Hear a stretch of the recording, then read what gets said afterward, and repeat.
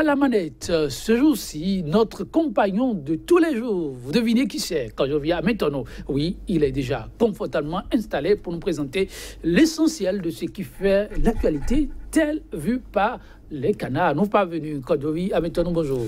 Bonjour Joël Etodi, bonjour également à nos amis téléspectateurs. De la une, qu'est-ce qu'on peut retenir d'essentiel? Le 10 janvier, ça a été une journée consacrée donc à la célébration de la fête du Vaudou, mais beaucoup plus des religions endogènes.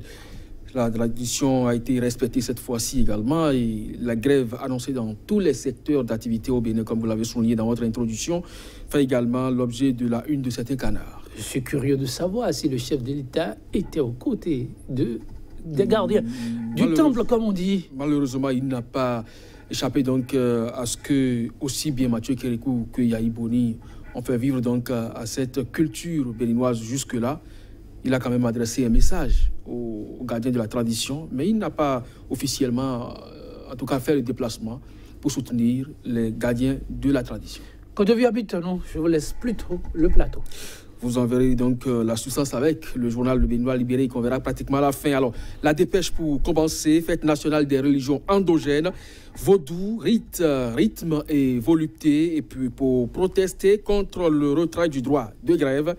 Les centrales syndicales élisent domicile à l'Assemblée nationale. 72 heures de grève reconductibles décrétées au niveau de la santé. Et puis pour non-désignation des membres du COSLEPI par l'Assemblée nationale, les FCBE fustigent la manœuvre. Nous avons donc rendez-vous cette fois avec le quotidien L'Afrique en marche, secteur de la santé, les travailleurs en grève de 72 heures dès le mardi 16 janvier.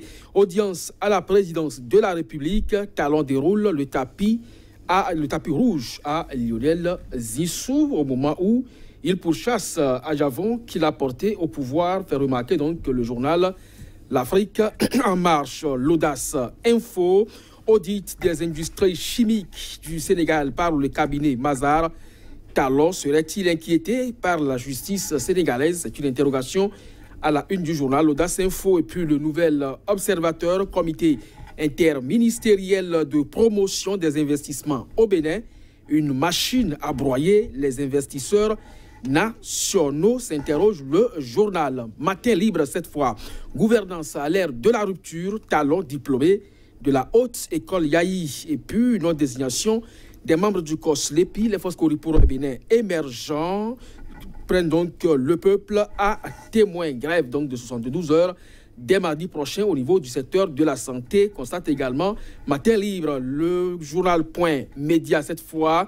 7e législature de l'Assemblée nationale, la pire des mandatures, s'interroge le quotidien Houndete et Yahwedeu, consorts également, sont considérés comme des acteurs dont le silence est coupable. Le Béninois Libéré, je vous le disais, Joël Etodi, non-émission dans les festivités du 10 janvier, Kérékou, Yahi et Talon. Alors, qu'est-ce que le Vaudou a pu faire à nos dirigeants pour mériter un pareil mépris? Et puis sortie politique des forces pour le Bénin émergent, l'FCBE accuse le Parlement pour son silence face à l'injonction de la Cour constitutionnelle. Merci à vous, Kodjovi. Maintenant, j'ai envie de faire mon arrêt plutôt sur tout autre titre. Vous devinez? Non, pas, puisqu'il y en a assez. Il y en a assez, c'est vrai. Il y a un ancien candidat qui a retenu mon attention à la présidentielle, une grande figure de la démocratie béninoise, c'est comme ça, on l'appelle aussi. Oui, Lionel Zissou, qui a été reçu par le chef de l'État, Patrice Talon. Oui, c'est pas, je dirais pas forcément un non-événement. C'est important dans la mesure où c'est quand même une personnalité. C'est un digne fils de ce pays, deuxième, donc premier d'ailleurs aux élections présidentielles au premier tour. Et il a été battu par aujourd'hui celui qui est à la Marina, donc s'il lui rend visite, eh bien cela doit pouvoir faire l'actualité. Mais quand on analyse dans le fond, il n'y a rien d'extraordinaire. C'est un fils du Bénin qui est allé voir le chef de l'État parce qu'il a forcément un projet. Mais quand on va également au-delà, on peut sous-entendre beaucoup d'autres choses. Vous savez que Lionel Zissou, au-delà de tout, avant d'être Premier ministre au Bénin, c'est lui qui a coordonné l'activité de la table ronde de Paris. Aujourd'hui, nous avons un programme d'action du gouvernement qui peine à trouver financement.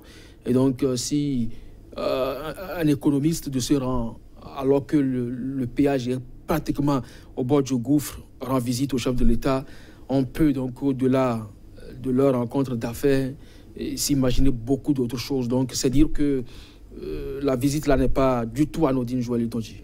Ah oui, ça c'est les non-dits que vous venez d'évoquer. Et comme on le dit en diplomatie, les non-dits sont souvent plus importants que ce qui est présenté à la face du monde. Quand je viens maintenant de l'autre côté, on nous informe que le temps à nous imparti est complètement terminé. En tout cas, mesdames, messieurs, ne soyez pas déçus. On se retrouvera demain. On vous consacrera sans nul doute plus de temps pour cette rubrique. Merci, Kodjovia Metonou. Rendez-vous est pris pour demain. Tout à fait. Mesdames, messieurs, vous aussi. On sera là demain pour le même S6. À demain donc. Merci pour la fidélité.